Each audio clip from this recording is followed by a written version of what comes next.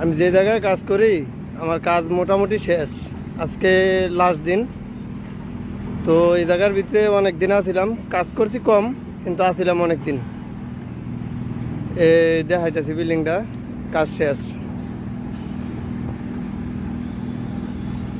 এই যে বিল্ডিংটা, এটা একবারে 34 তলার উপরে যাবো গিয়া আজকের দিনটা কাজ করলে মোটামুটি আমার কাজ শেষ। কালকে সকালবেলা 1 ঘন্টা, এরপর শেষ।